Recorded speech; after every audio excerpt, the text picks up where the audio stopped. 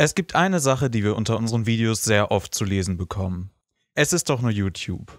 Mit dieser Aussage schwingt für gewöhnlich mit, dass man sich nicht so anstellen solle, YouTube wäre nicht so relevant, was auf der Plattform passiert, wäre nicht groß beachtenswert. Ich lese diese Kommentare immer mit tief gerunzelter Stirn. Laut einer Umfrage nutzen 67% der Menschen zwischen 10 und 19 Jahren in Deutschland die Plattform täglich. Aber es ist ja nur YouTube. 93% der Altersgruppe zwischen 14 und 29 benutzen YouTube mindestens selten. Aber es ist ja nur YouTube. Die Abozahlen und Views einiger deutscher YouTuber sorgen bei Fernsehsendern für Neid. Aber es ist ja nur YouTube. YouTube darf nicht unterschätzt werden. Die Plattform ist nach etwas mehr als 10 Jahren ihres Bestehens ein fester, in einigen Fällen sogar der Hauptteil des Unterhaltungs- und Medienkonsums vieler junger Menschen. Und das trägt einiges mit sich. Gerade weil es hier um junge Menschen geht, reden wir von einer Zielgruppe, die in Teilen stark beeinflussbar ist, und jedem, der diesen Kanal hier verfolgt, sollte bewusst sein, dass das häufig nicht gut ist. Einige Stars der Plattform vermitteln Werte, die teilweise so falsch und verwerflich sind, dass man an der Möglichkeit intelligenten Lebens im Internet zweifelt. Es wird Menschen blind gefolgt und vertraut, die äußerst fragwürdige Marketingmethoden verwenden oder in einigen Fällen ihre Communities gnadenlos abzocken. Und diese Fans halten ihren Idolen auf eine Art die Treue, die sich fast nur noch als besinnungslos bezeichnen lässt. Eine Besinnungslosigkeit, auf die einige Communities von ihren Vorbildern geradezu hinkonditioniert werden. Auch zu dieser ausartenden Fanliebe sehen wir häufiger Kommentare aller: Das ist ja aber auch nichts Neues, guckt euch doch mal den Boyband-Hype der 90er Jahre an, da war die Fanliebe genauso groß, das gab es auch schon Jahrzehnte vorher bei den Beatles. Auf der einen Seite stimmt das, auf der anderen Seite nicht. Natürlich gab es schon immer riesige Hypes um einzelne Medien- und Kulturgeschehnisse. Und natürlich haben auch die Boybands der 90er ihren Fans suggeriert, dass sie ihnen ganz, ganz nahe stehen. Allerdings hat das bei YouTubern eine ganz andere Quantität und Qualität. Die Boybands konnten bei MTV oder in der Bravo für sich werben, waren dadurch aber scheinbar unerreichbar. Es gab kein Instagram, kein Facebook, kein Twitter, kein Snapchat, über das man seinen Fans permanent suggerieren konnte, dass man ihr bester Freund sei und sie sehr lieb habe.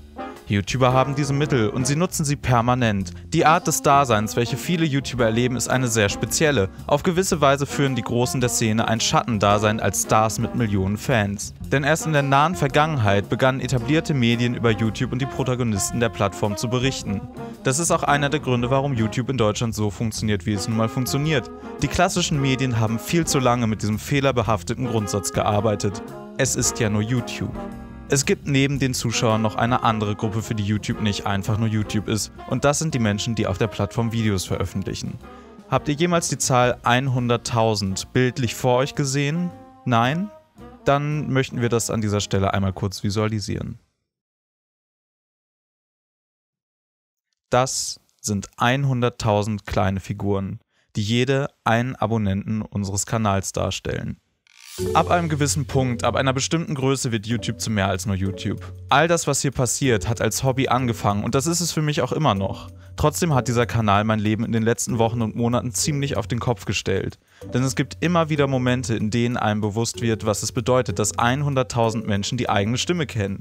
Es gibt Momente, in denen einem bewusst wird, dass diese Menschen das, was man aus reiner Lust und Laune tut, gerne verfolgen und bis zu einem gewissen Grad gut finden. Es gibt Momente, in denen man sich darüber riesig freut, wenn man merkt, dass man einer Person, die man sehr schätzt, eine Freude machen konnte. Es gibt aber auch Tage, an denen Kommentare der etwas vulgäreren Art für mich nicht lustig sind. Es gibt Tage, an denen ich mich darüber ärgere, dass die eigenen Zuschauer sich auf verschiedenen Ebenen daneben benehmen. Es gibt Tage, an denen es mir Angst macht, dass so viele Menschen das gucken, was ich mache.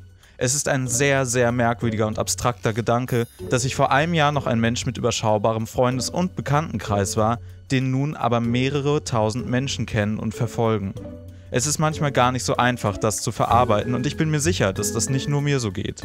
Aber es gibt, wie gesagt, auch die anderen Tage. Letztens war so einer. Da konnten wir herzlich darüber lachen, dass wir als Schwuchteln und hässliche Mongos bezeichnet wurden, dass das, was wir und viele andere tolle Menschen auf dieser Plattform tun, als schwule Scheiße bezeichnet wurde. Denn genau das hat uns gezeigt, dass wir mit dem, was wir tun, Menschen erreichen, sogar die, die wir kritisieren. An solchen Tagen merken wir, dass wir vielleicht, ganz vielleicht, sogar einen Unterschied machen könnten und dass YouTube eben nicht nur YouTube ist, sondern etwas, das uns sehr viel Freude bereitet. Und seien wir doch mal ehrlich, wenn YouTube einfach nur YouTube wäre, dann wäre das doch irgendwie furchtbar schade, oder?